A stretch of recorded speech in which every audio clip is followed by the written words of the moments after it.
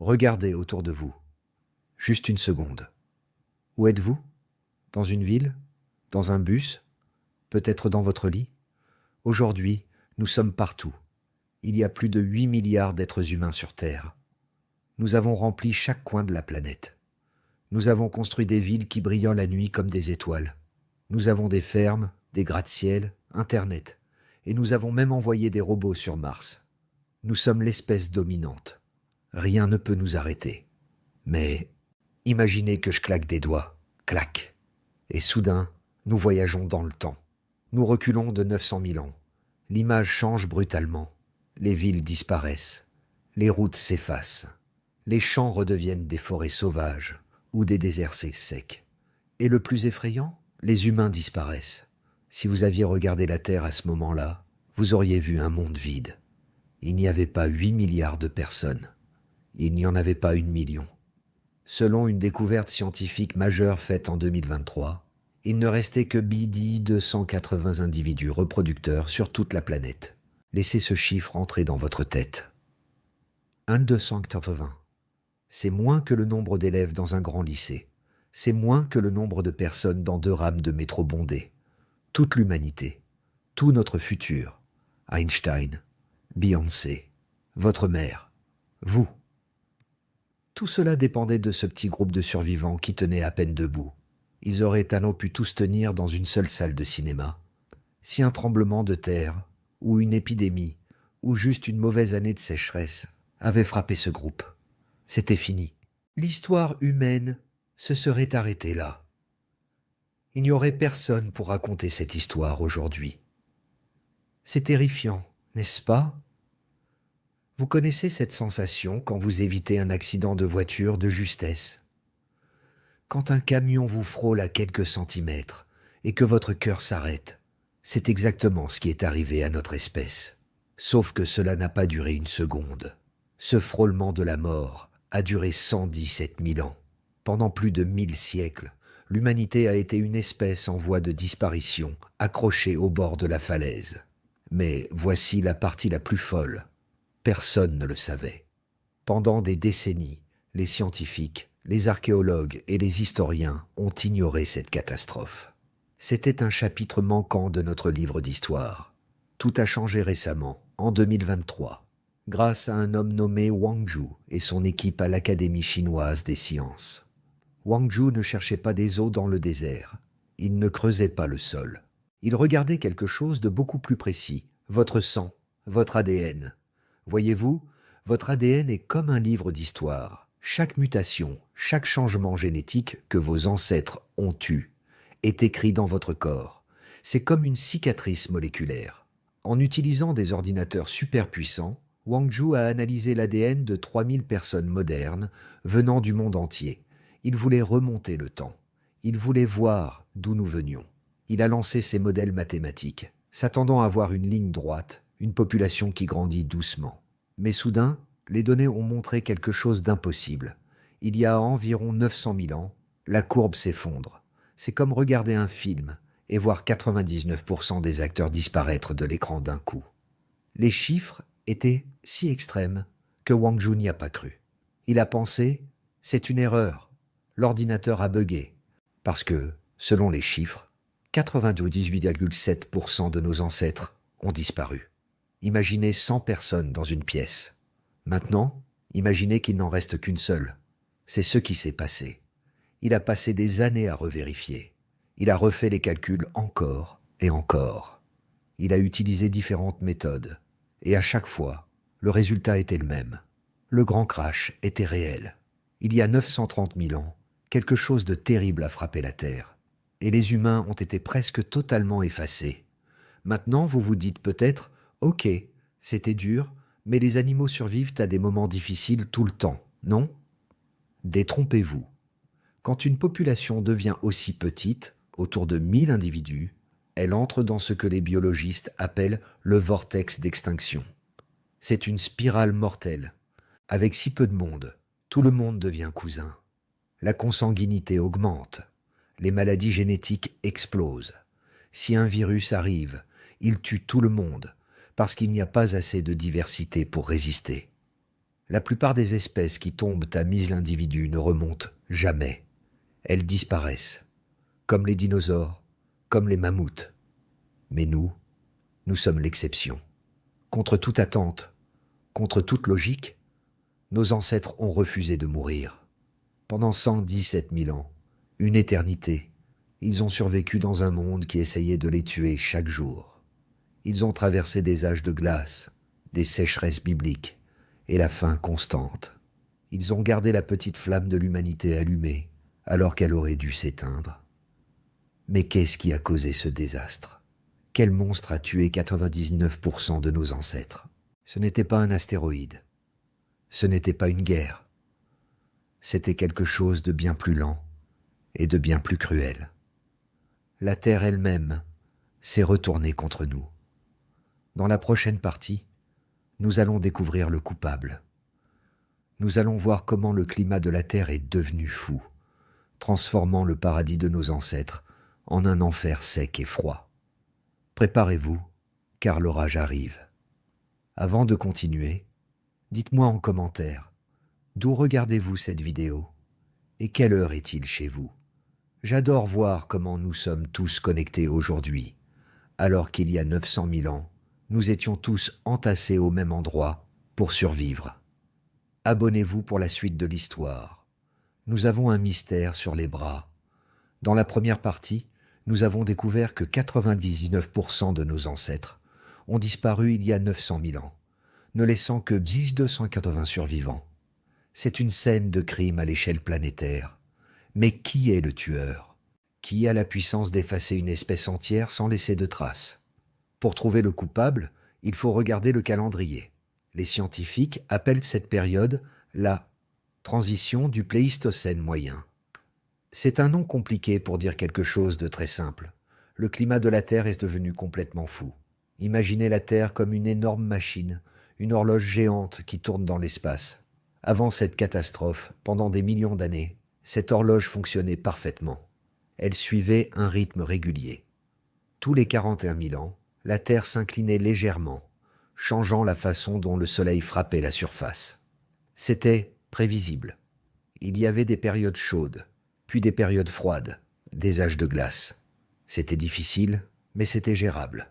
Nos ancêtres, comme Homo erectus, s'étaient habitués à ce rythme. Ils savaient donc que si l'hiver arrivait, le printemps finirait par revenir. Mais il y a 900 000 ans, un engrenage a cassé dans la machine. L'horloge s'est déréglée. Les cycles climatiques ne duraient plus 41 000 ans. Ils se sont étirés pour devenir des cycles brutaux de 100 000 ans. Vous pourriez penser, c'est bien, non? L'été dure plus longtemps? Non, c'est tout le contraire. Ce changement a rendu les âges de glace beaucoup plus longs et beaucoup plus intenses. Le froid ne repartait plus, il s'installait, il s'accumulait. Regardons ce qui s'est passé dans le nord. Des glaciers gigantesques, hauts de plusieurs kilomètres, ont commencé à écraser l'Europe et l'Amérique du Nord. Ils ont grandi tellement qu'ils ont aspiré l'eau des océans. Le niveau de la mer a chuté de plus de 100 mètres. Imaginez toutes les plages que vous connaissez aujourd'hui. Elles étaient des falaises sèches. La Méditerranée s'est transformée en une série de petits lacs salés. Des ponts de terre sont apparus entre les continents.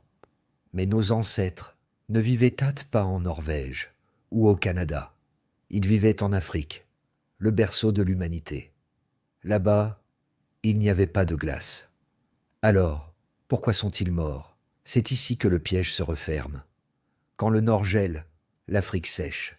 C'est une règle simple de la météo mondiale. L'eau des océans était piégée dans la glace du Nord. Les océans restants étaient froids.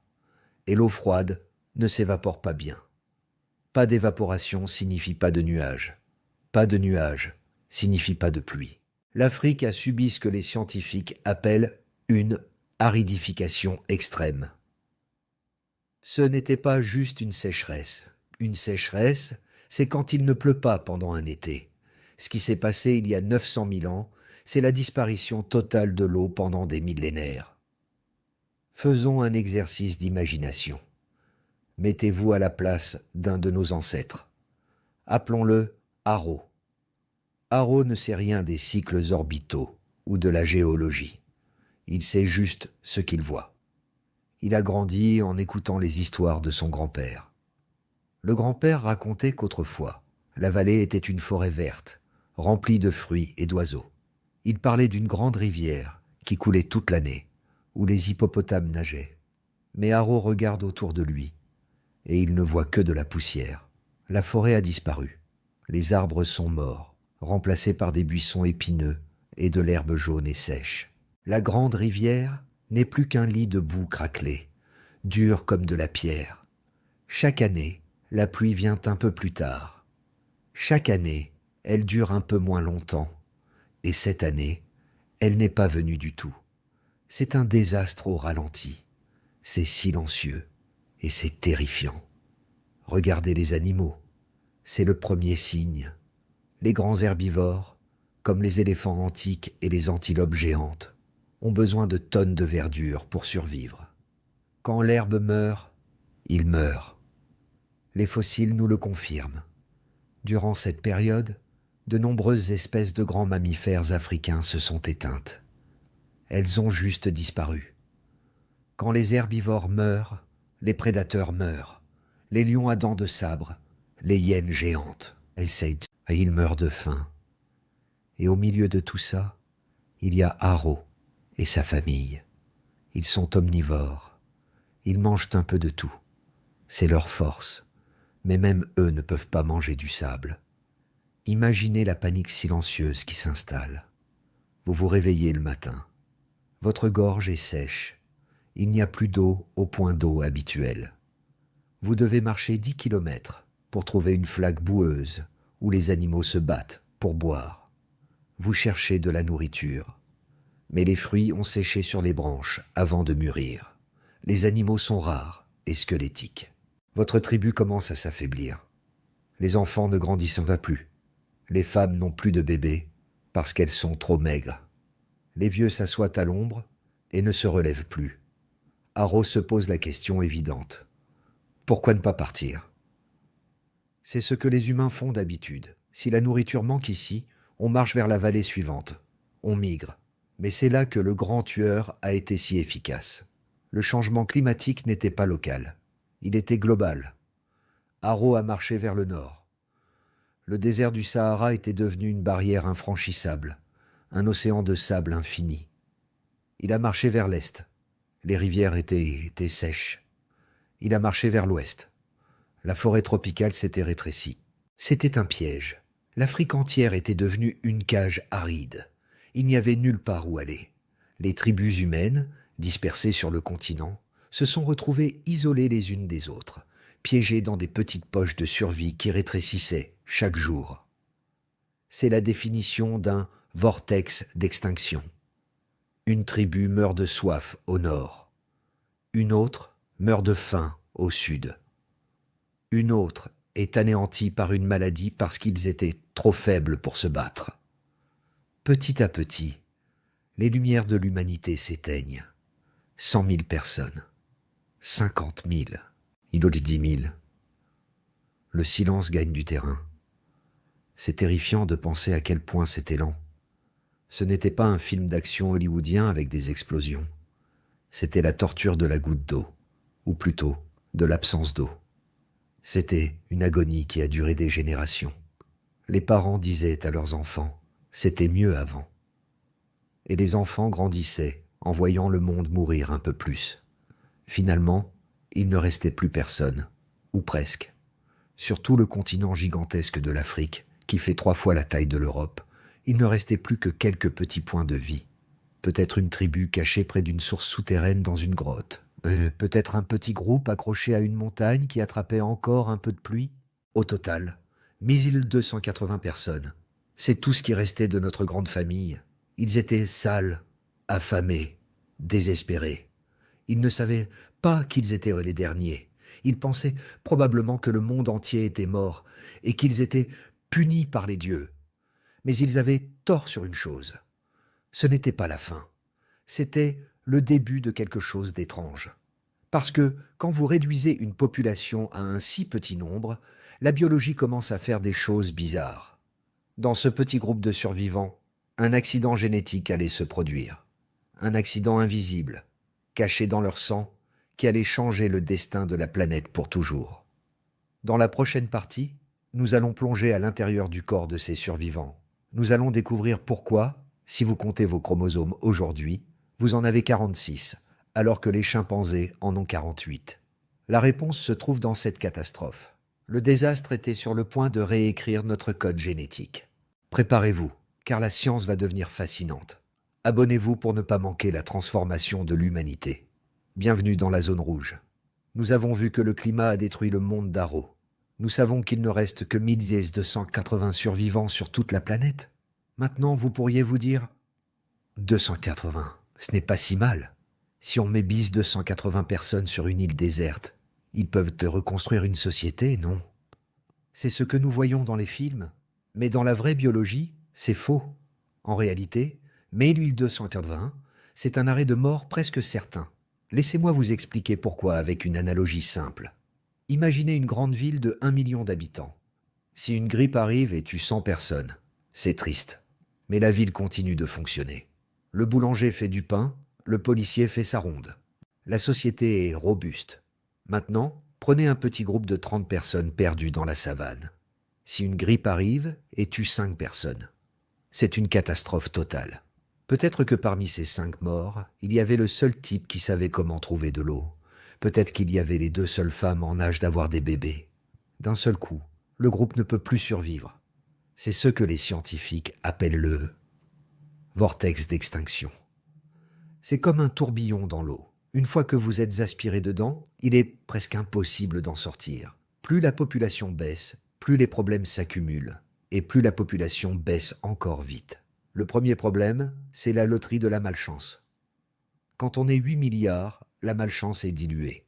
Mais quand on est Big 280, la malchance est mortelle. Un orage qui foudroie un arbre, 3 morts. Un lion qui attaque la nuit, 2 morts. Une mauvaise chute en chassant, 1 mort. Chaque vie perdue est un morceau irremplaçable de l'humanité qui disparaît. À cette époque, la vie humaine avait une valeur inestimable, littéralement. Chaque adulte était une encyclopédie vivante de survie. Le deuxième problème, et c'est le plus insidieux, c'est la famille. Ou plutôt, le manque de familles différentes. Imaginez ces survivants. Ils ne vivent pas tous ensemble dans un grand village joyeux. Non, ils sont dispersés. Le désert les a séparés. Vous avez un petit groupe de 20 personnes ici. Un autre groupe de 30 personnes à 500 km de là. Ils ne peuvent pas se rencontrer. Alors, que se passe-t-il quand les enfants grandissent et veulent se marier? Il n'y a personne d'autre. Ils doivent se marier avec leurs cousins ou leurs cousins au second degré. C'est la consanguinité. À court terme, cela permet de faire des bébés. Mais à long terme, c'est un poison. La diversité génétique, c'est comme un bouclier. Cela nous protège des maladies et des défauts. Quand tout le monde a le même ADN, le bouclier se brise. Les bébés naissent plus petits. Ils tombent malades plus facilement. Certains naissent avec des problèmes qui les empêchent de marcher ou de réfléchir correctement. La fertilité baisse. C'est le cercle vicieux. Moins de bébés naissent. La population baisse, encore plus de mariages entre cousins, encore moins de bébés. C'est pour ça que les biologistes disent qu'en dessous de 1000 individus, une espèce est fonctionnellement éteinte. Elle est morte, elle ne le sait juste pas encore. Pourtant, nous sommes là. C'est ça le miracle de cette histoire. Nos ancêtres ont défié les mathématiques. Ils ont dansé au bord du volcan pendant 117 000 ans sans tomber dedans. Mais ne me croyez pas sur parole. Les sceptiques pourraient se dire « Attends, c'est juste une théorie basée sur l'ADN? Où sont les preuves physiques? Où sont les os ?» C'est une excellente question, et la réponse est fascinante. Pendant des décennies, les archéologues ont été confrontés à un mystère frustrant qu'ils appelaient vide fossile, the fossil gap. Si vous allez dans un musée, vous verrez plein de fossiles d'humains datant d'il y a 2 millions d'années. Homo habilis, vous verrez plein de fossiles d'il y a 300 000 ans. Les premiers Homo sapiens, les Néandertaliens. Mais entre les deux, entre 950 000 et 650 000 ans, rien, ou presque rien. C'est vide. Pendant longtemps, les chercheurs pensaient qu'ils n'avaient juste pas de chance. Ils disaient « on n'a pas encore creusé au bon endroit ». Mais maintenant, grâce à la découverte de Wangzhou, nous savons la vérité. Il n'y a pas d'os. Parce qu'il n'y avait personne. C'est logique. Chercher une aiguille dans une botte de foin, c'est dur. Mais chercher une aiguille dans une botte de foin de la taille d'un continent, quand il n'y a que 10 280 aiguilles au total, c'est impossible. Le silence archéologique confirme parfaitement le silence génétique. Tout concorde. L'humanité était devenue un fantôme. Essayons d'imaginer la vie quotidienne dans ce vortex. C'est une vie de solitude absolue. Aujourd'hui, si vous vous sentez seul, vous allez sur Internet. Vous voyez qu'il y a du monde. Mais pour Haro, la solitude est physique. Son groupe connaît peut-être un autre groupe voisin. Ils se rencontrent une fois par an, échangent des outils. Peut-être qu'un fils part rejoindre l'autre groupe. Mais au-delà de ça, c'est le néant. Il regarde l'horizon et il ne voit sa pas de fumée. Il ne voit pas de traces de pas.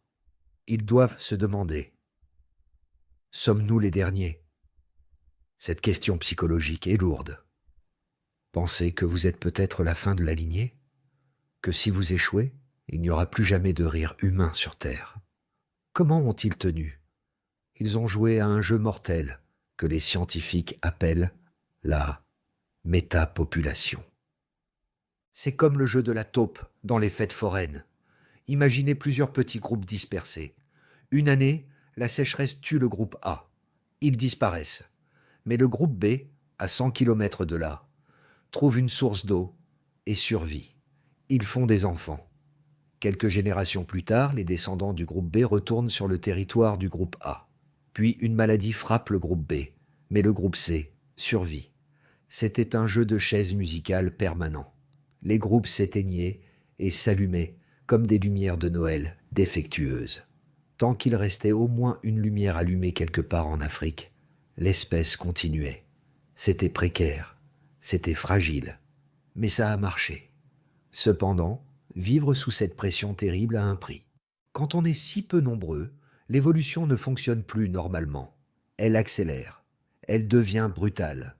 Dans une grande population, les changements prennent du temps. Mais dans un petit groupe de survivants consanguins, une mutation génétique bizarre peut se répandre comme une traînée de poudre en quelques générations seulement. Et c'est exactement ce qui s'est passé. Au cœur de ce désastre, alors que nos ancêtres étaient affaiblis et malades, un accident génétique majeur s'est produit dans le corps d'un individu.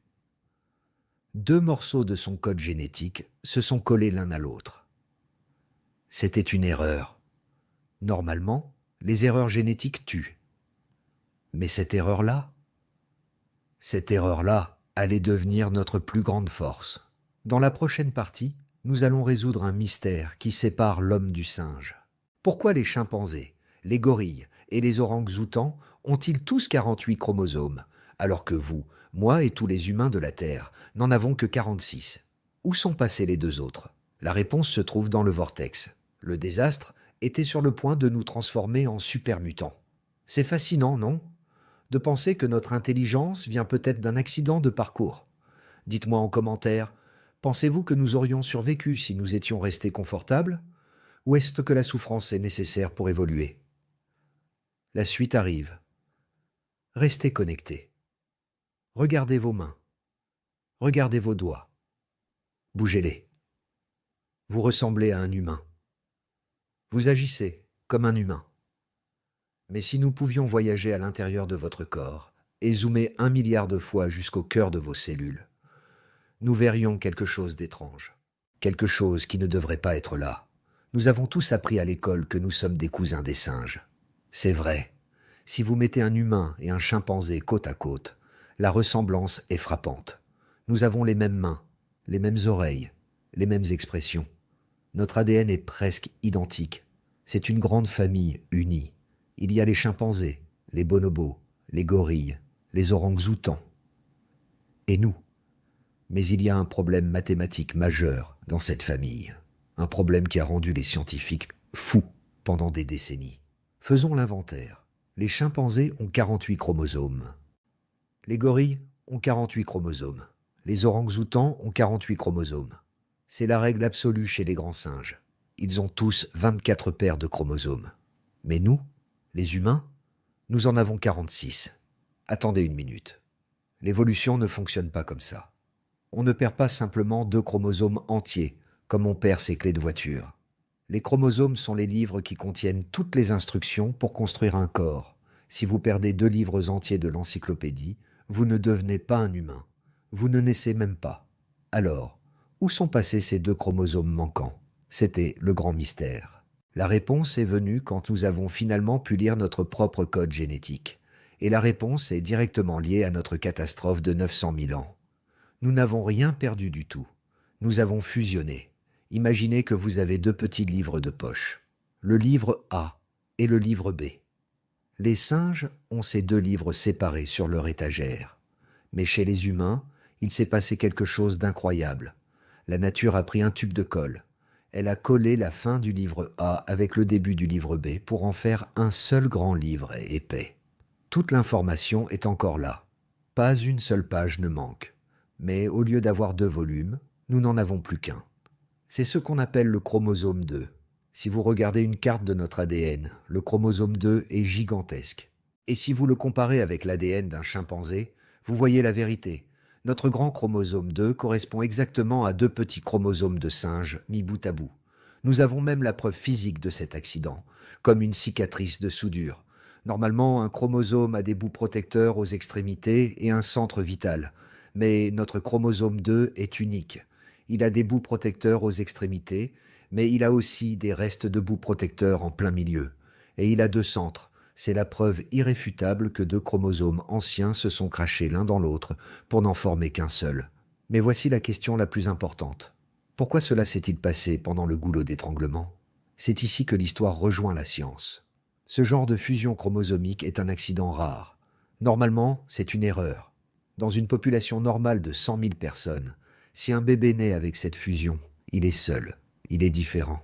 Même s'il survit, ses chances de répandre cette mutation à toute l'espèce sont proches de 0. Son ADN bizarre disparaîtra dans la masse. Mais rappelez-vous où nous sommes. Nous sommes il y a 900 000 ans. Il ne reste que 1280 personnes sur toute la Terre. C'est un village minuscule. Dans ce scénario, les règles du jeu changent. Imaginez qu'un enfant, appelons-le Adam, naisse avec cette fusion accidentelle. Il a 46 chromosomes, alors que ses parents en ont 48. Par miracle, il est en bonne santé. Il grandit. Il devient fort. Dans ce petit groupe désespéré où chaque homme compte, Adam a beaucoup d'enfants. Disons 10 enfants. Dans une population de 1200 personnes, 10 enfants, c'est énorme. C'est presque 1% de la génération suivante qui porte sa mutation. Ces enfants se marient entre eux, car il n'y a personne d'autre. La mutation se répand. 1% devient 5%, puis 10, puis 50. Comme la population est coincée dans ce piège climatique pendant des milliers d'années, la mutation a le temps de saturer tout le groupe. Ceux qui avaient les vieux chromosomes à 48 ont moins de chance, ou meurent par hasard. Finalement, après 117 000 ans d'isolement, tout le monde a 46 chromosomes. L'ancienne version a disparu. Nous sommes devenus une nouvelle espèce. Il fallait que nous soyons au bord de l'extinction pour que ce changement s'installe. Notre plus grande faiblesse a permis notre plus grande transformation. Mais est-ce que cette fusion a changé quelque chose, à part le nombre? Est-ce que c'était juste cosmétique? Certains scientifiques pensent que c'est bien plus que ça. Ils pensent que c'est la clé de notre cerveau. L'endroit précis où les 2 chromosomes se sont collés est une région très active génétiquement.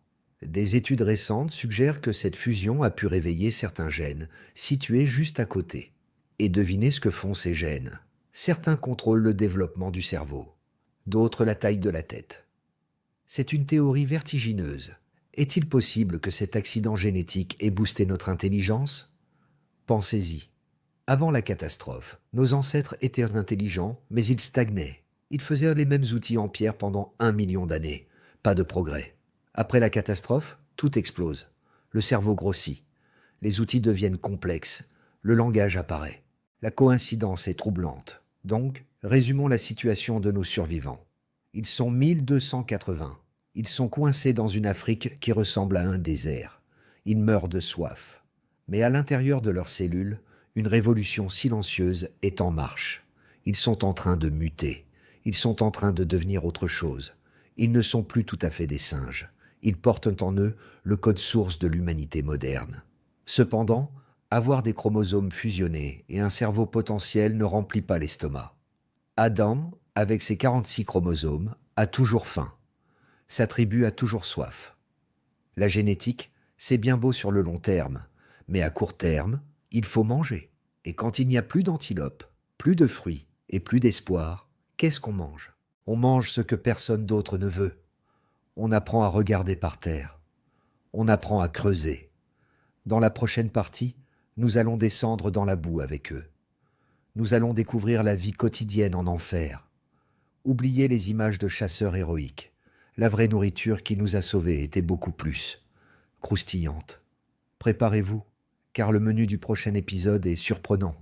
Abonnez-vous, l'histoire de notre survie continue. Bienvenue en enfer. Oubliez tout ce que vous pensez savoir sur la vie préhistorique. Oubliez les images romantiques d'hommes forts chassant le mammouth dans des plaines verdoyantes. Oubliez les feux de camp joyeux avec des rôtis juteux. Il y a 900 000 ans, pour nos 1280 survivants, la réalité était beaucoup plus sombre. Imaginez que vous vous réveillez. Il ne fait pas encore jour, mais la chaleur est déjà là, lourde, étouffante. Vous n'êtes pas dans une belle grotte confortable. Vous dormez probablement dans un abri temporaire fait de branches épineuses, juste assez pour empêcher les hyènes de vous manger pendant votre sommeil. Votre première pensée, avant même d'ouvrir les yeux, est la soif. Votre gorge est comme du papier de verre. Vos lèvres sont craquelées. Votre langue semble trop grosse pour votre bouche. Cela fait 2 jours que vous n'avez pas bu une vraie gorgée d'eau claire. C'était ça, le quotidien pendant le goulot d'étranglement. Une quête obsessionnelle, sans fin, pour l'eau. L'Afrique s'était asséchée. Les grandes rivières étaient devenues des chemins de boue. Les lacs s'étaient évaporés pour devenir des déserts de sel. Pour survivre, nos ancêtres ont dû devenir des experts en hydrologie. Ils n'avaient pas de diplôme, mais ils avaient la motivation de la mort. Ils ont appris à lire le paysage, comme une carte. Ils savaient que si une certaine plante verte poussait là-bas, au pied d'une falaise, cela signifiait qu'il y avait de l'humidité cachée sous le sable, peut-être à 2 mètres de profondeur. Alors, ils creusaient, avec des bâtons, avec des pierres, avec leurs ongles cassés. Ils creusaient pendant des heures sous le soleil brûlant, juste pour trouver une boue humide qu'ils pouvaient presser pour obtenir quelques gouttes de liquide marron. C'était sale, c'était plein de bactéries, mais c'était la vie. Mais l'eau n'était que la moitié du problème. L'autre moitié, c'était la nourriture. Et là encore, la catastrophe climatique avait tout changé. Les grands animaux, les cibles faciles, avaient disparu. Les troupeaux géants d'herbivores étaient des morts de faim bien avant les humains. Le supermarché de la nature était fermé. Les étagères étaient vides. Alors, qu'est-ce qu'on mange quand il n'y a plus de viande? On mange tout, absolument tout. C'est à ce moment-là que l'humanité est devenue ce que les scientifiques appellent des généralistes alimentaires. C'est une façon polie de dire que nous sommes devenus des poubelles ambulantes. Nous avons cessé d'être difficiles. Regardons le menu de nos ancêtres. En entrée, les insectes. Aujourd'hui, l'idée de manger des insectes nous dégoûte. Mais il y a 900 000 ans, trouver une termitière était comme gagner au loto. Les termites, les grillons, les larves de coléoptères. Ce sont des bombes nutritionnelles. C'est de la protéine pure, du gras, des vitamines. Et le meilleur, ils ne s'enfuient pas. Ils ne ripostent pas. Nos ancêtres passèrent des heures accroupis, utilisant de petites brindilles pour pêcher les termites dans leur nid. Ils écrasaient des troncs d'arbres morts pour trouver de gros vers blancs et gras. Ils ne les mangeaient pas par choix culinaire. Ils les mangeaient parce que c'était le carburant le plus fiable disponible. En plat principal, les racines. C'est peut-être l'adaptation la plus importante de cette époque. Quand il ne pleut pas, les plantes sont intelligentes. Elles laissent mourir leurs feuilles et leurs tiges, mais elles cachent toute leur énergie sous terre, dans des tubercules, des oignons et des racines géantes. C'est comme un coffre-fort enterré. La plupart des animaux ne peuvent pas y accéder. Ils n'ont pas les outils. Mais nous avions des bâtons à fouir. Nos ancêtres ont appris à reconnaître une petite tige sèche qui dépassait du sol, signalant qu'une énorme patate sauvage se cachait dessous. C'était dur. Il fallait creuser dans un sol dur, comme de la pierre. Et souvent, ces racines étaient fibreuses, amères, difficiles à mâcher. Il fallait mâcher pendant des heures, juste pour extraire un peu d'énergie. Vos dents s'usaient jusqu'à la racine. Les mâchoires vous faisaient mal en permanence, mais cela remplissait l'estomac, et parfois, si vous aviez beaucoup de chance, il y avait de la viande, mais pas de la viande fraîche. Imaginez que vous marchez dans la savane. Vous voyez des vautours tourner dans le ciel au loin. Votre cœur s'accélère. Vous courez. Vous arrivez sur place. Un lion vient de tuer une petite antilope. Il mange. Vous ne pouvez pas attaquer le lion. Vous êtes trop petit, trop faible, et vos lances sont primitives. Alors vous attendez. Vous vous cachez dans les buissons, le ventre tordu par la faim, en regardant le lion manger le meilleur morceau. Oh, c'est de la torture. Quand le lion est rassasié et s'en va, les hyènes arrivent. Vous devez attendre encore. Finalement, quand tout le monde est parti, vous courez vers la carcasse. Il ne reste rien, juste des os et un peu de peau. C'est fini. Non, c'est là que l'outil humain entre en jeu. Vous prenez une grosse pierre. Vous fracassez les os longs, les fémurs. Crac. À l'intérieur, il y a la moelle. Une substance rose, grasse, riche en calories. C'est le dernier trésor que les lions et les hyènes ne pouvaient pas atteindre. Nos ancêtres sont devenus les experts du cambriolage d'os. Nous étions des charognards spécialisés. Nous mangions les restes des restes. C'était une vie sans glamour. Il n'y avait pas de temps pour l'art, pas de temps pour la musique, pas de temps pour la philosophie. Du lever au coucher du soleil, la seule mission était trouver des calories. Ne pas mourir. Chaque calorie dépensée devait être remboursée. Si vous couriez après un lapin et que vous le ratiez, vous aviez perdu de l'énergie vitale. C'était un calcul permanent et stressant. Et le pire, c'était de regarder les enfants. Dans ce monde impitoyable, les enfants étaient les plus vulnérables. Sans le lait de leur mère, ils ne pouvaient pas digérer les racines dures. Ils ne pouvaient pas marcher aussi vite. Les parents devaient faire des choix terribles. À qui donner le dernier morceau de moelle? À l'enfant malade qui va probablement mourir de toute façon, ou à l'enfant fort qui a une chance de survivre? Ces choix hantent une espèce. Ils laissent des traces dans notre psychologie. Pourtant, malgré l'horreur de ce quotidien, quelque chose d'incroyable se passait. Cette pression intense forçait nos ancêtres à devenir plus malins. Celui qui ne se souvenait pas où étaient les racines mourait.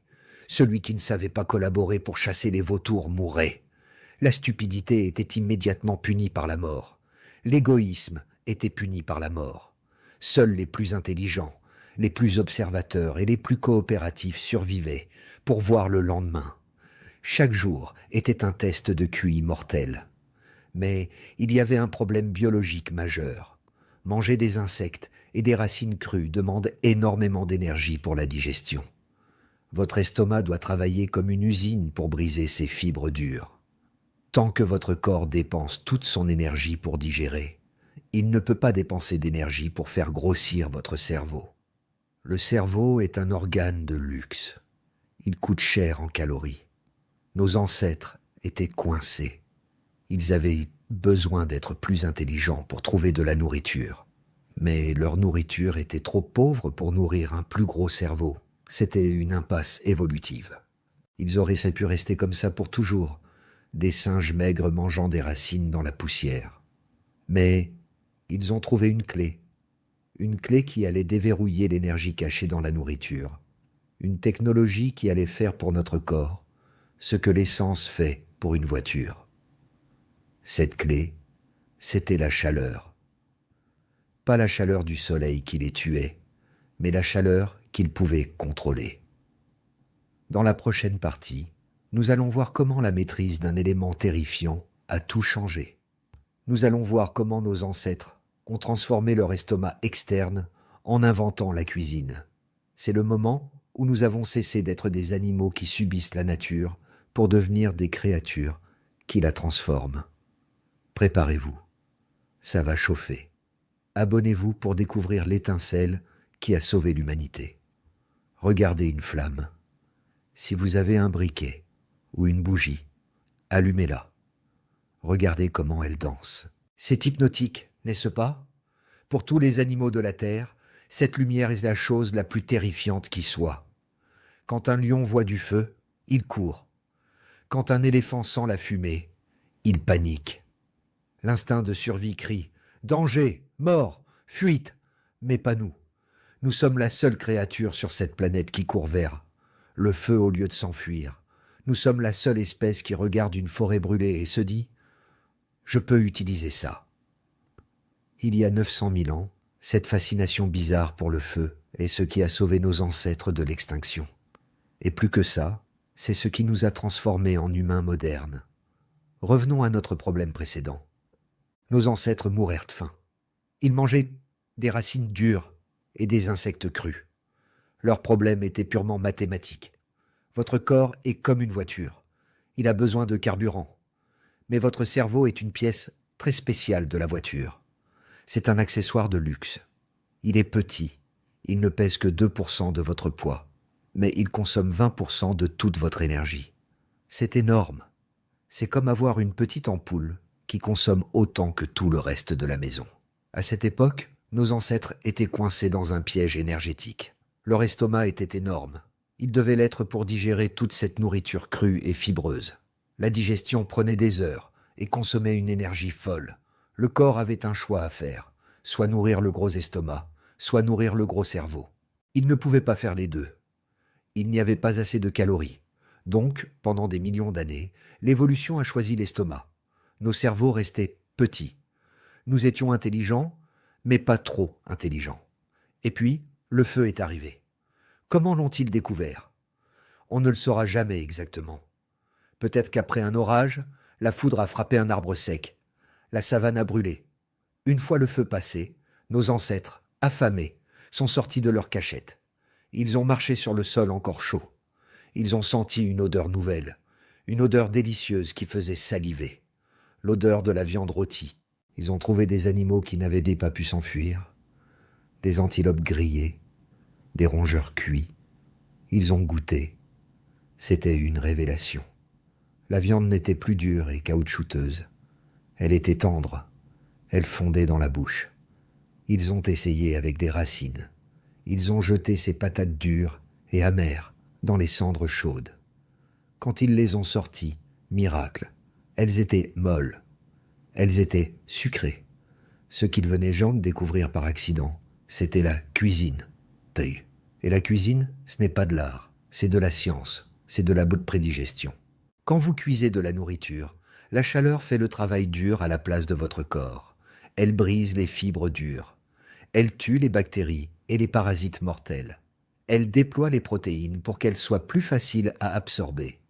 Imaginez la différence. Manger une racine crue, c'est comme essayer de digérer du bois. Vous récupérez peut-être 30% des calories et ça vous prend 4 heures de mastication. Manger une racine cuite, c'est comme manger de la purée. Vous récupérez 90% des calories et ça vous prend 10 minutes. C'est un gain de rentabilité colossal. C'est comme si vous aviez soudainement trouvé un super carburant gratuit. Pour nos 1280 survivants, coincés dans le goulot d'étranglement, c'était la clé de la survie. Avec le feu, une poignée de racines misérables devenait un repas nourrissant. Avec le feu, une carcasse avariée devenait comestible sans vous tuer. Ils n'avaient plus besoin de passer 6 heures par jour à mâcher comme des vaches. Ils avaient du temps libre. Et surtout, ils avaient un surplus d'énergie. C'est là que la magie de l'évolution a opéré. Puisque la nourriture était plus facile à digérer, nous n'avions plus besoin d'un intestin géant. Génération après génération, notre système digestif a rétréci. Regardez votre ventre aujourd'hui. Comparé à celui d'un gorille, Il est minuscule. Et toute cette énergie économisée par l'estomac, où est-elle allée? Elle est montée directement à l'étage supérieur, au cerveau. Le cerveau de nos ancêtres a commencé à grossir. C'était une boucle de rétroaction positive. Plus de feu, H-case meilleure nourriture. Meilleure nourriture, plus gros cerveau. Plus gros cerveau. On devient assez malin pour mieux contrôler le feu. Et on recommence. C'est pendant cette période de crise intense que notre cerveau a fait son saut de croissance, le plus spectaculaire. La pression de la survie, combinée à l'énergie de la cuisine, a créé l'humain moderne. Mais le feu n'a pas seulement changé notre corps, il a changé notre société, il a changé notre âme. Avant le feu, la nuit était synonyme de peur.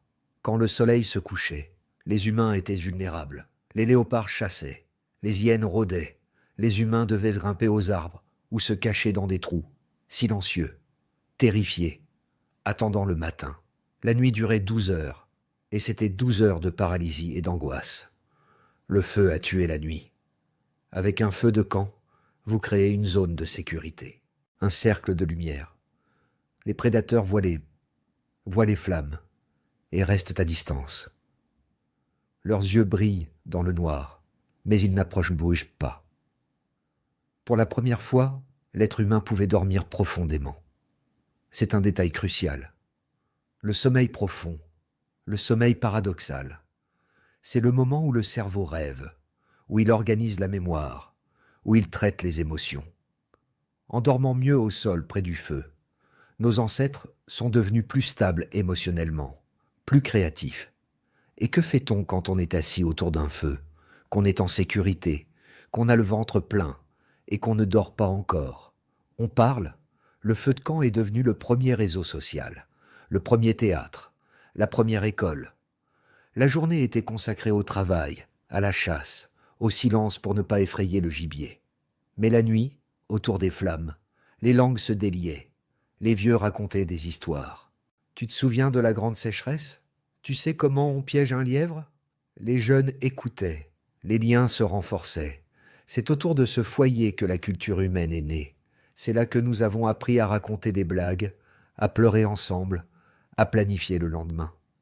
Le feu a aussi changé notre visage. Regardez-vous dans un miroir, touchez vos dents.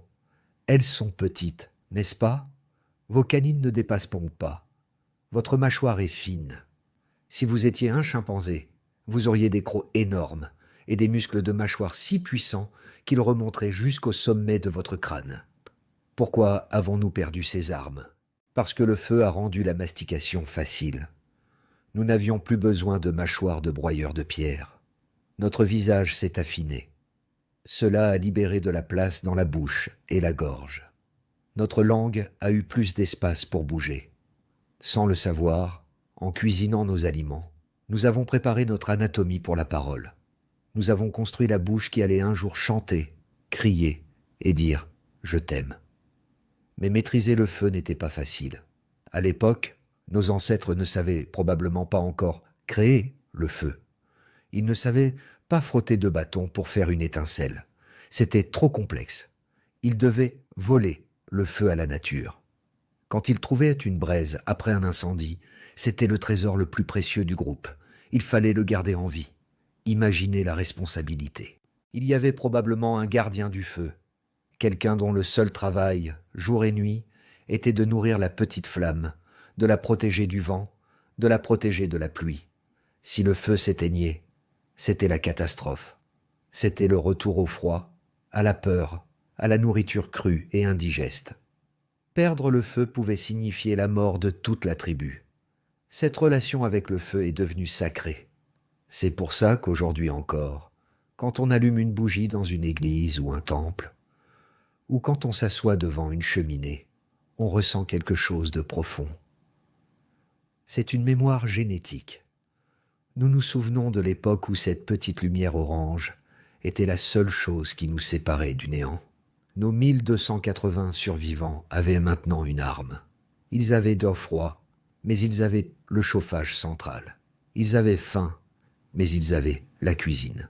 Ils étaient faibles, mais ils avaient une protection contre les lions. Leur cerveau grandissait. Ils commençaient à comprendre le monde d'une manière nouvelle. Mais un gros cerveau est inutile si on ne sait pas s'en servir ensemble. Être intelligent tout seul, dans le désert, ça ne sert à rien. On meurt juste en étant lucide sur sa propre mort. Pour survivre à long terme, il devait en franchir une dernière étape. Il devait apprendre à lire dans les pensées des autres. Il devait inventer l'empathie radicale. Dans la prochaine partie, nous allons entrer dans l'école de la survie. Nous allons voir comment nos ancêtres ont appris à enseigner, à partager et à aimer d'une manière qui n'existe nulle part ailleurs dans le règne animal. Le feu a forgé nos corps, mais l'amitié va forger notre destin. Bienvenue dans l'école la plus dure du monde. Il n'y a pas de mur, pas de toit, pas de table et pas de professeur en costume. La salle de classe, c'est le désert brûlant d'Afrique. La leçon du jour, c'est comment ne pas mourir avant le coucher du soleil. Et si vous échouez à l'examen, il n'y a pas de rattrapage. C'est la fin. Nous sommes toujours il y a 900 000 ans. Nos 1280 survivants ont le feu. Ils ont des outils. Ils ont commencé à changer physiquement. Mais ils ont un problème mortel, la fragilité de la connaissance. Imaginez un instant. Dans un petit groupe de 20 personnes, il n'y a peut-être qu'un seul vieil homme qui sait comment soigner une morsure de serpent. Il n'y a peut-être qu'une seule femme qui sait reconnaître les signes d'une source d'eau souterraine invisible. Que se passe-t-il si le vieil homme meurt subitement? Que se passe-t-il si la femme tombe d'une falaise? Leur savoir meurt avec eux. Le groupe devient aveugle. C'est comme si, aujourd'hui, tous les médecins et les ingénieurs disparaissèrent d'un coup. La civilisation s'effondrerait. Pour survivre au goulot d'étranglement, nos ancêtres ont dû inventer quelque chose de révolutionnaire. Quelque chose qu'aucun autre animal ne fait vraiment. L'enseignement actif. Observez les chimpanzés. Ils sont intelligents. Si un jeune chimpanzé voit sa mère casser une noix avec une pierre, il regarde. Il essaie de l'imiter. Mais la mère ne le corrige pas. Elle ne lui prend pas la main pour lui dire « Non, pas comme ça, tiens la pierre plus haut ». Elle s'en fiche. Il apprend par observation, tout seul. Chez les humains, c'est différent. Nos ancêtres ont commencé à faire quelque chose d'unique. Ils ont commencé à perdre du temps volontairement pour éduquer les autres. Un père s'arrêtait de tailler sa pierre pour montrer à son fils. Il ralentissait ses gestes. Il corrigeait les erreurs. Cela semble anodin, mais c'est un saut cognitif immense. Pour enseigner, il faut posséder une capacité psychologique très complexe appelée la théorie de l'esprit. C'est la capacité de se mettre à la place de l'autre. C'est la capacité de se dire « Je sais quelque chose et je comprends que toi, tu ne le sais pas encore. Je dois donc te transférer cette information. » C'est la naissance de l'empathie intellectuelle. Dans le piège climatique de l'Afrique, l'information était devenue la ressource la plus précieuse que l'or. Les groupes qui survivaient n'étaient pas les plus forts physiquement. C'étaient les meilleurs pédagogues. C'étaient ceux qui avaient des grands-parents. C'est une autre particularité humaine étrange. Chez la plupart des animaux, quand on devient trop vieux pour faire des bébés, on meurt. La nature est cruelle. Si vous ne servez pas à la reproduction, vous êtes une bouche inutile à nourrir. Mais les femmes humaines vivent des décennies après la ménopause. Pourquoi? C'est l'hypothèse de la grand-mère. Durant cette crise, les vieux sont devenus des bibliothèques vivantes. Ils étaient trop faibles pour chasser, trop lents pour courir, mais ils gardaient le feu. Ils gardaient les bébés pendant que les parents cherchaient à manger. Et surtout, ils racontaient. Ils disaient « Il y a 30 ans, il y a eu une sécheresse comme celle-ci. Nous avions survécu en mangeant les racines bleues derrière la colline. » Cette mémoire à long terme a sauvé l'espèce. Les tribus qui protégeaient leurs anciens survivaient. Les tribus qui abandonnaient leurs vieux mouraient avec eux, car elles perdaient leur disque dur de données. Mais l'école de la survie allait encore plus loin. Elle a inventé l'assurance vie. Dans la nature, c'est chacun pour soi. Si un léopard attrape une gazelle, il la mange. Il ne la partage pas avec un léopard blessé. Mais nos ancêtres ont compris une mathématique simple. La chance tourne. Aujourd'hui, je suis un excellent chasseur. J'ai tué une antilope. C'est trop de viande pour moi tout seul. Je pourrais tout garder et laisser pourrir le reste. Mais si je partage avec toi, si je te donne une cuisse aujourd'hui alors que tu n'as rien, alors tu me dois quelque chose. La semaine prochaine, si je suis malade, ou si je me casse la jambe, tu me nourriras. C'est la naissance de l'altruisme réciproque. Ce n'était pas juste de la gentillesse, c'était une stratégie de survie cynique et brillante. En partageant, il lissait les risques. Il créait un filet de sécurité sociale. Un individu seul est fragile. Un groupe solidaire est invincible. Les archéologues ont trouvé des preuves émouvantes de cette solidarité. On a retrouvé des fossiles d'humains de cette époque, ou juste après, qui avaient des blessures terribles, des jambes cassées qui s'étaient ressoudées, des individus qui avaient perdu leurs dents des années avant leur mort. Dans le monde animal, un singe avec une jambe cassée est un singe mort. Il ne peut pas boire, il ne peut pas fuir. Il meurt en 2 jours. Mais ces fossiles racontent une autre histoire. Quelqu'un a porté cette blessée. Quelqu'un lui a apporté de l'eau. Quelqu'un a mâché la nourriture pour lui, parce qu'il n'avait plus de dents. Quelqu'un l'a aimé. C'est le moment où nous sommes devenus humains, au sens moral du terme. La pression du goulot d'étranglement a éliminé les égoïstes. Les groupes où les gens se battaient pour la nourriture, mort. Les groupes où les forts abandonnaient les faibles, mort. Seuls les groupes hyper coopératifs, ceux qui fonctionnaient comme un seul organisme, ont traversé les millénaires. Nous sommes les descendants des gentils. Nous sommes les descendants de ceux qui s'entraidaient. C'est pour ça qu'aujourd'hui, quand vous voyez quelqu'un pleurer, vous vous sentez mal. C'est un réflexe de survie vieux, de 900 000 ans. Mais pour coopérer à ce niveau, il fallait mieux communiquer. Les grognements et les gestes ne suffisaient plus. Comment dire ? L'eau est à 3 jours de marche vers le nord, mais il faut faire attention aux lions qui dorment sous le grand arbre. Avec des gestes, c'est impossible. Il fallait le langage. Le langage ne s'est pas inventé pour écrire des poèmes. Il s'est inventé pour donner des instructions techniques et sociales. Au coin du feu, le vocabulaire s'est complexifié. Il fallait des mots pour le passé, des mots pour le futur, des mots pour nous, eux, danger, promesse. Le cerveau, déjà boosté par la cuisine, a dû se recabler pour gérer la grammaire. La gorge, modifiée par le feu, a commencé à produire des sons précis, les clics, les sifflements, les voyelles. Dans le noir de la nuit africaine, les premières conversations complexes de l'histoire ont eu lieu. Elles ne parlaient pas de philosophie, elles parlaient de survie. Imaginez l'ambiance. Ils sont maigres, ils sont sales, ils sont épuisés, mais ils sont assis en cercle, épaule contre épaule. Le feu crépite au centre.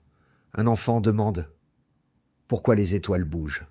Et un vieillard répond, inventant une histoire pour expliquer l'inexplicable. Les autres écoutent. Ils rient. Ils se sentent appartenir à quelque chose de plus grand qu'eux-mêmes. Cette cohésion sociale était leur armure. Contre le climat, contre les prédateurs, contre le désespoir. Pendant 117 000 ans, cette école a formé l'humanité. Elle a sélectionné les gènes de l'intelligence sociale. Elle a sélectionné les cerveaux capables d'apprendre et d'enseigner.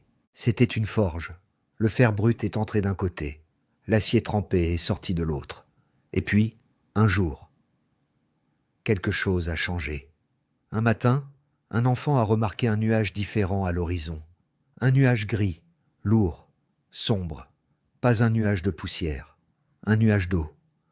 Quelques heures plus tard, une goutte est tombée, puis 2, puis un déluge.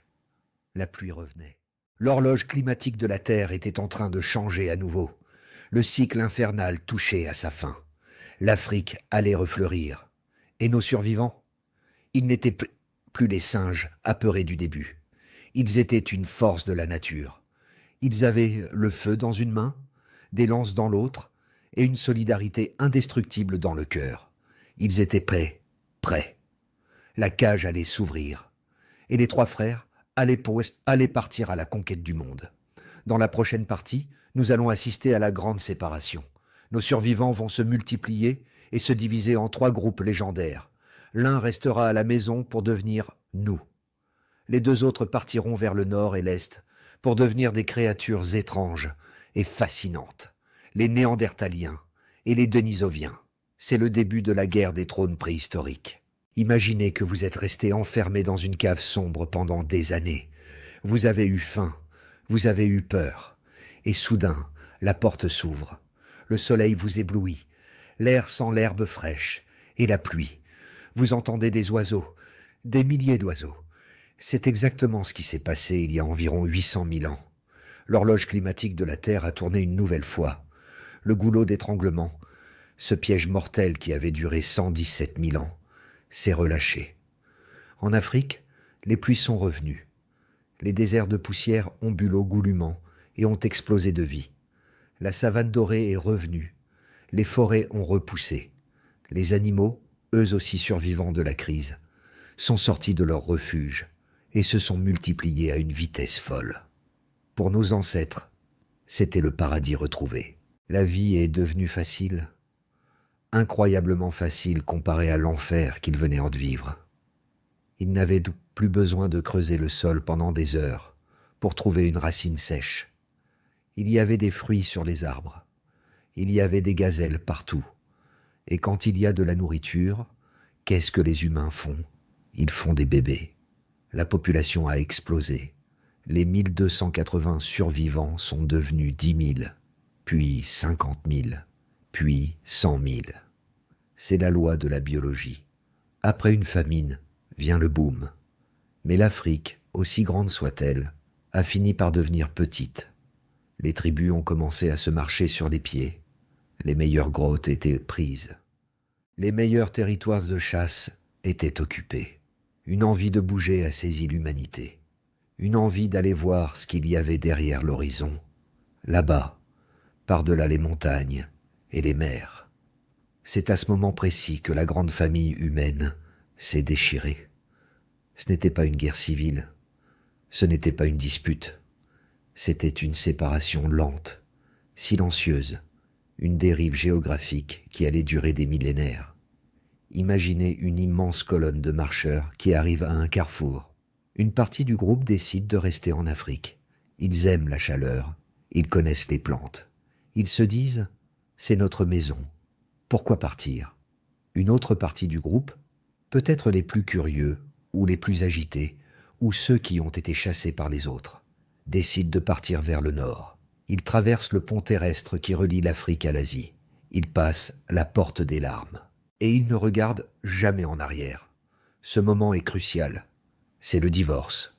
Ceux qui sont partis vers le nord et ceux qui sont restés au sud ne se reverront pas avant des centaines de milliers d'années. Et pendant ce temps, l'isolement et l'environnement vont les sculpter pour en faire des créatures très différentes. Suivons ceux qui sont partis vers le nord. Ils sont arrivés en Europe et en Asie.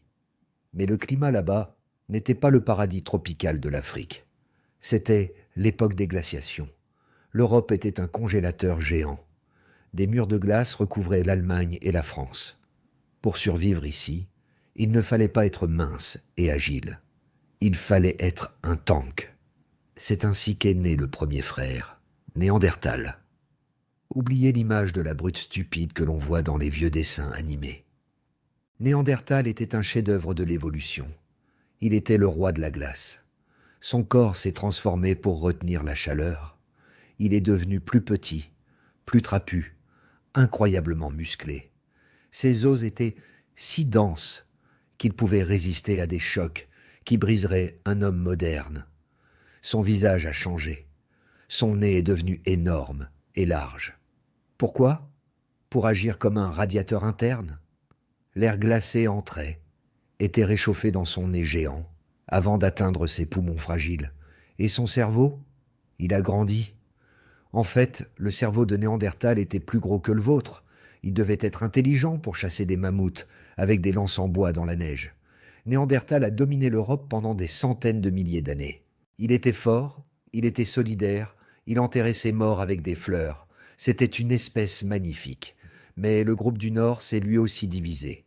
Certains ont continué leur marche vers l'Est, vers l'Asie lointaine, la Sibérie, les montagnes de l'Himalaya.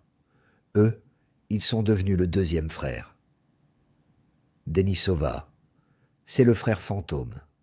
Nous ne connaissons presque rien de lui, car nous n'avons retrouvé que quelques dents et un petit bout d'os de doigt.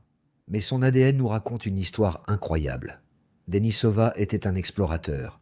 Il s'est adapté aux hautes montagnes où l'oxygène est rare. Il s'est adapté aux jungles tropicales d'Indonésie. Il était mystérieux, résilient, et il régnait sur l'Asie. Pendant ce temps, que se passait-il en Afrique? Qu'est-il arrivé au troisième frère, celui qui est resté à la maison? Ce troisième frère, c'est nous c'est Pesies. C'est Homo sapiens. Nous n'avons pas eu besoin de devenir des tanks comme Néandertal. L'Afrique était chaude. Alors, l'évolution nous a sculptés différemment. Au lieu de devenir forts et trapus, nous sommes devenus grands et minces, comme des coureurs de marathon. Notre corps était fait pour dissiper la chaleur, pour courir pendant des heures sous le soleil sans s'épuiser. Nous n'avions pas la force brute de Néandertal. Dans un combat à main nue, un Néandertal aurait brisé un sapiens en deux, sans effort. Mais nous avions autre chose. Nous avions le logiciel. L'environnement en Afrique était instable. Il changeait tout le temps. Sécheresse, pluie, sécheresse, pluie. Pour survivre, nous ne pouvions pas nous spécialiser comme Néandertal s'est spécialisé dans le froid. Nous devions être des couteaux suisses. Nous devions être capables de tout faire. Notre cerveau s'est organisé différemment. Il est devenu hyper connecté. Nous avons développé une imagination débordante. Nous avons commencé à peindre sur les murs. Nous avons commencé à fabriquer des bijoux avec des coquillages. Nous avons inventé des dieux et des démons. Nous avons perfectionné le langage pour en faire une arme de précision. Nous pouvions planifier des guerres, organiser des alliances complexes avec des tribus lointaines. C'est là la grande différence. Néandertal vivait en petits groupes familiaux très soudés. Ils étaient rares sur leur terre glacée. Ils ne voyaient presque jamais d'étrangers. Sapiens, en Afrique, vivait en réseau. Nous étions sociaux, bavards, agités. Nous étions le petit frère, hyperactif et dangereux. Pendant des centaines de milliers d'années, les trois frères ont vécu séparément. Néandertal était le roi du Nord-Ouest. Denisova était le roi de l'Est. Sapiens était le roi du Sud. Il ne savait pas que les autres existaient. Un Néandertal regardant les étoiles en France ne savait pas que son cousin Sapiens regardait les mêmes étoiles en Éthiopie. Ils avaient oublié qu'ils venaient tous du même petit groupe de 1280 survivants. Ils avaient oublié qu'ils avaient le même sang, les mêmes cicatrices génétiques, les mêmes 46 chromosomes. Le temps et la distance avaient fait d'eux des étrangers. Mais la Terre est ronde et l'histoire est un cycle. Les frontières ne durent pas éternellement. Il y a environ 60 000 ans, le troisième frère, Sapiens, nous, a commencé à se sentir à l'étroit en Afrique. Une nouvelle vague de curiosité, ou peut-être une nouvelle sécheresse, nous a poussés vers la porte de sortie. Nous avons repris le même chemin que nos ancêtres avaient appris des lustres plus tôt. Nous avons marché vers le nord. Nous pensions arriver dans un monde vide, prêt à être conquis. Mais quand nous sommes arrivés au Moyen-Orient et en Europe, nous avons eu un choc. Le monde n'était pas vide. Il y avait des monstres, là-bas, des hommes pâles, aux yeux clairs, aux muscles de taureau, qui parlaient une langue étrange et qui chassaient nos gibiers. C'était la réunion de famille la plus explosive de l'histoire de la vie. Imaginez la scène. Une patrouille d'éclaireurs sapiens, mince, à la peau foncée, armée de lances légères, tombe nez à nez avec une patrouille de néandertaliens, massifs, à la peau claire, armés de pieux lourds. Ils se regardent. Est-ce qu'ils reconnaissent une ressemblance? Est-ce qu'ils voient l'humanité dans les yeux de l'autre? Ou est-ce qu'ils voient juste une menace? Un animal? Un démon? Ce qui va se passer ensuite est un mélange complexe d'amour et de guerre. Il y aura du sang, beaucoup de sang, mais il y aura aussi de la passion. Car malgré nos différences, nous étions encore compatibles. Dans la prochaine partie, nous allons raconter la guerre des cousins. Nous allons voir comment le petit frère Sapiens, physiquement plus faible, a réussi à éliminer ses grands frères puissants. Était-ce un génocide? Était-ce une compétition économique? Ou les avons-nous aimés jusqu'à les faire disparaître? La réponse est écrite dans votre sang aujourd'hui. C'est une scène qui s'est répétée des milliers de fois, il y a 50 000 ans. Imaginez une forêt en Europe. Il fait froid, le brouillard est épais. Un groupe de chasseurs néandertaliens marche en silence. Ils sont chez eux. Ils connaissent chaque arbre, chaque rocher.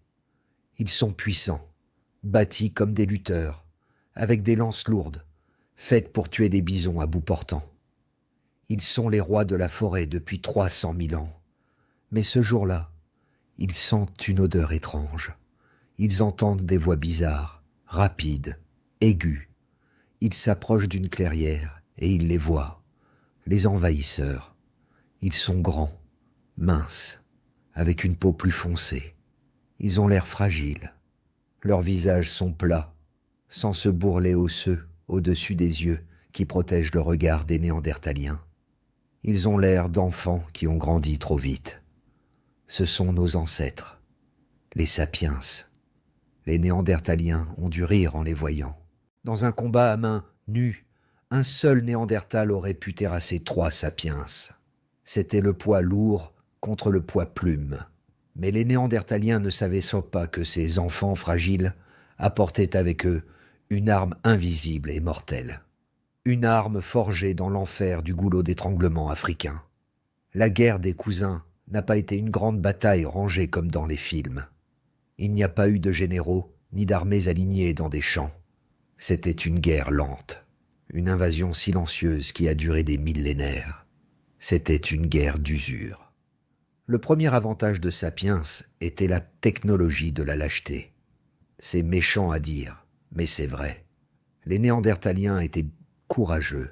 Pour tuer un mammouth, ils devaient s'approcher tout près et planter leurs lances de toute leur force. C'était héroïque, mais c'était dangereux. Beaucoup de Néandertaliens mouraient, jeunes, les os brisés par des animaux en colère. Nous, les sapiens, nous étions prudents. Nous avions inventé les armes à projectiles. Nous avions des lances légères que nous pouvions jeter de loin grâce à des propulseurs. Plus tard, nous aurions des arcs. Nous pouvions tuer sans nous mettre en danger. Nous pouvions tuer l'ennemi avant même qu'il ne nous voie. Dans une escarmouche entre les deux espèces, les Néandertaliens tombaient sous une pluie de saguets, avant même de pouvoir utiliser leur force brute. David a battu Goliath parce que David ne s'est pas approché. Le deuxième avantage était social. Les Néandertaliens vivaient en petits groupes isolés de 10 ou 20 personnes. Ils se méfiaient des étrangers. Sapiens vivait en tribus de 100 personnes, connectés à d'autres tribus par des alliances. Quand un groupe de sapiens arrivait dans une vallée, ils étaient nombreux. Ils s'installaient partout. Ils prenaient les meilleures grottes. Ils chassaient tout le gibier. C'était une guerre économique. Nous avons simplement mangé leur déjeuner. Quand les Néandertaliens arrivaient pour chasser, la forêt était déjà vide. Saison après saison, année après année, nous les avons repoussés. Nous les avons forcés à quitter les vallées riches et chaudes pour aller vivre dans les montagnes froides et stériles. Leur population a commencé à baisser. Leurs femmes avaient moins de bébés parce qu'elles avaient faim. Leurs enfants mouraient de froid. C'était une extinction lente par étouffement. Mais cette guerre a une face cachée, une face beaucoup plus surprenante. Si nous les avons détestés, nous les avons aussi aimés. C'est le plus grand retournement de situation de la science moderne. Pendant longtemps, on pensait que Sapiens et Néandertal étaient trop différents pour se mélanger. Mais l'ADN a parlé, et il a révélé un secret de famille scandaleux. Imaginez la scène, la nuit. Peut-être qu'un chasseur sapiens s'est perdu. Peut-être qu'une femme néandertalienne a été curieuse. Malgré la peur, malgré la guerre, il y a eu des rencontres. Il y a eu de l'attirance. Ils ne voyaient pas des monstres. Ils voyaient des humains. Différents, oui, mais humains. Ils ont eu des enfants ensemble. Ces enfants étaient des hybrides. Au début, ils ont peut-être eu du mal à survivre. Peut-être qu'ils étaient rejetés par les deux clans. Mais certains ont survécu. Ils ont été élevés dans les tribus sapiens. Et ils ont grandi. Ils ont fait des bébés à leur tour. L'ADN de Néandertal est entré dans notre sang. Aujourd'hui, c'est un fait scientifique. Si vous n'êtes pas 100% africain, c'est-à-dire si vos ancêtres ont quitté l'Afrique, Vous avez entre 1% et 3% d'ADN de Néandertal en vous. Ce n'est pas rien. C'est énorme. En fait, si on additionne tous les morceaux d'ADN Néandertal qui existent chez les humains d'aujourd'hui, on peut reconstituer 40% du génome complet de Néandertal. D'une certaine manière, ils ne sont jamais morts. Ils vivent en nous. Leurs gènes nous ont aidés. Ils nous ont donné une peau plus claire pour absorber le soleil d'Europe. Ils nous ont donné un système immunitaire adapté aux maladies du Nord. Nous avons conquis le monde en volant leurs forces génétiques, mais en tant qu'espèce distincte, c'était la fin pour eux. Il y a environ 40 000 ans, les lumières se sont éteintes une à une. Les derniers néandertaliens se sont réfugiés à l'extrême sud de l'Europe, dans des grottes près de Gibraltar, face à la mer. C'est triste d'imaginer ce dernier clan. Ils savaient qu'ils étaient les derniers. Ils voyaient la fumée des feux de camp des sapiens monter de toutes les vallées environnantes. Ils entendaient une langue qu'ils ne comprenaient pas dominer le monde. Ils étaient les vestiges d'un monde ancien, un monde de glace et de silence, qui était en train d'être remplacé par un monde de bruit et de mouvement.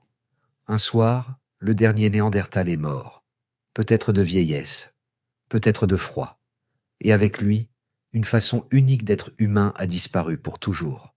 Une autre intelligence, une autre sensibilité, une autre voix s'est tue. La planète a perdu sa diversité. La même chose est arrivée en Asie avec nos cousins denisoviens. Eux aussi ont été submergés par la marée sapiens. Eux aussi se sont mélangés avec nous avant de disparaître. Les populations d'Asie et d'Océanie portent leur ADN aujourd'hui. Il y a 30 000 ans, la guerre était finie. Le silence est retombé sur le champ de bataille planétaire. Mais cette fois, ce n'était pas le silence de l'extinction. C'était le silence du vainqueur. Sur toute la surface de la Terre, de l'Afrique à l'Europe, de l'Asie à l'Australie, il ne restait plus qu'une seule sorte d'humains. Nous, les enfants du goulot d'étranglement, les survivants des 1280. Nous avions éliminé toute concurrence. Nous étions seuls au sommet de la pyramide. C'est un moment de triomphe, mais c'est aussi un moment de vertige. Pour la première fois dans l'histoire de la Terre, une seule espèce tenait le destin de la planète entre ses mains. Nous avions survécu au climat. Nous avions survécu à la faim. Nous avions survécu à nos cousins. Plus rien ne pouvait nous arrêter. Mais cette victoire a un prix. Nous sommes devenus les gardiens solitaires de notre propre histoire. Il n'y a plus personne pour nous défier. Plus personne pour nous montrer une autre façon de vivre. Nous sommes seuls face à nous-mêmes. Dans la 10e et dernière partie, nous allons conclure cette épopée. Nous allons regarder ce que nous avons fait de cette victoire. Nous allons voir comment ces survivants traumatisés ont construit le monde moderne. Et surtout, nous allons nous demander, est-ce que nous sommes prêts pour le prochain goulot d'étranglement? Car l'histoire aime se répéter. Abonnez-vous pour le grand final. L'histoire de notre passé est sur le point de devenir l'histoire de notre futur. Nous y sommes. C'est la fin du voyage. Prenez un instant pour revenir au présent. Regardez autour de vous. Regardez votre téléphone, votre ordinateur. Regardez par la fenêtre. Aujourd'hui, il y a plus de 8 milliards d'êtres humains sur Terre. Nous avons construit des villes qui touchent les nuages, comme Tokyo, New York ou Dubaï. Nous avons tissé une toile invisible, Internet, qui connecte chaque cerveau de la planète à la vitesse de la lumière. Nous avons marché sur la Lune. Nous avons envoyé des robots sur Mars. Nous avons composé des symphonies, écrit des romans et guéri des maladies mortelles. Nous sommes l'espèce la plus bruyante, la plus créative et la plus puissante que cette planète ait jamais portée. C'est un triomphe absolu. Mais maintenant que vous connaissez l'histoire, vous savez que ce triomphe ne tient qu'à un fil. Tout ce que vous voyez, toute notre civilisation, toute notre histoire, tout cela repose sur les épaules fragiles de 1280 personnes sales, affamées et terrifiées, qui se cachaient dans des trous il y a 900 000 ans. C'est le vertige des mathématiques. Si un seul jour, un seul léopard avait attrapé la bonne personne, si une seule source d'eau s'était asséchée une semaine plus tôt, si une seule tribu avait décidé d'abandonner, la chaîne se serait brisée Il n'y aurait pas de pyramide, pas de Rome, pas d'Einstein, et certainement pas vous en train d'écouter cette histoire. La Terre serait une planète sauvage, dominée par les éléphants et les lions, sans personne pour admirer les étoiles. Nous sommes le résultat d'une série de chances impossibles. Nous sommes un miracle statistique. Mais cette histoire n'est pas juste une leçon d'histoire. C'est une leçon sur qui nous sommes, maintenant. La découverte du goulot d'étranglement a changé notre regard sur l'humanité de 3 manières fondamentales. Premièrement, elle a tué le racisme. Scientifiquement. Pendant des siècles, les hommes se sont battus pour des différences de couleur de peau, de forme des yeux ou de cheveux. Ils pensaient que ces différences étaient profondes, qu'elles séparaient les humains en races différentes. Mais le goulot d'étranglement prouve que c'est faux. C'est biologiquement ridicule. Nous descendons tous, sans exception, du même petit village de survivants. Nous sommes une famille incestueuse et récente. La différence génétique entre un Norvégien et un Japonais est minuscule, comparée à la différence entre 2 chimpanzés qui vivent dans la même forêt. Quand les humains ont quitté l'Afrique et ont changé de couleur de peau, c'était juste un changement de peinture, un détail de surface pour s'adapter au soleil. Sous le capot, le moteur est identique. Il n'y a pas eux et nous, il n'y a que nous, les descendants des 1280. Deuxièmement, cette histoire explique nos faiblesses. Vous êtes-vous déjà demandé pourquoi les humains ont si souvent mal au dos? Pourquoi nous avons tant de maladies génétiques? Pourquoi notre système immunitaire panique parfois et nous donne des allergies? C'est le prix à payer. C'est la cicatrice de la catastrophe. En perdant 99% de notre population, nous avons perdu 99% de notre diversité génétique. Nous avons perdu des gènes qui auraient pu nous protéger. Nous portons tous dans notre sang les traces de la consanguinité forcée de nos ancêtres. Nos corps sont imparfaits parce qu'ils ont été construits dans l'urgence, avec les pièces détachées qui restaient après le désastre. Mais d'une certaine manière, ces faiblesses sont belles. Elles sont la preuve que nous avons survécu à l'enfer. Elles sont nos blessures de guerre. Troisièmement, et c'est le plus important, cette histoire explique notre force mentale. Pourquoi l'être humain est-il si obsédé par la connexion sociale? Pourquoi la solitude nous fait-elle si mal, physiquement? Parce que pendant 100 000 ans, la solitude signifiait la mort. Pourquoi sommes-nous si obsédés par la nourriture, le sucre et le gras? Parce que nous avons la mémoire de la famine inscrite dans nos cellules. Pourquoi sommes-nous si résilients? Parce que nous sommes les fils et les filles de l'Apocalypse. Regardez-vous dans le miroir, ce soir. Vraiment. Ne voyez pas juste vos défauts, votre fatigue ou vos petits soucis. Voyez le visage d'un survivant. Dans vos yeux brille la même lumière qui brillait dans les yeux d'Adam, le premier porteur du chromosome 46. Dans vos mains réside l'habileté de ceux qui ont taillé les premières pierres. Dans votre cœur réside le courage de ceux qui ont traversé le désert sans eau. Vous n'êtes pas né par hasard. Vous êtes l'aboutissement de 900 000 ans de lutte acharnée.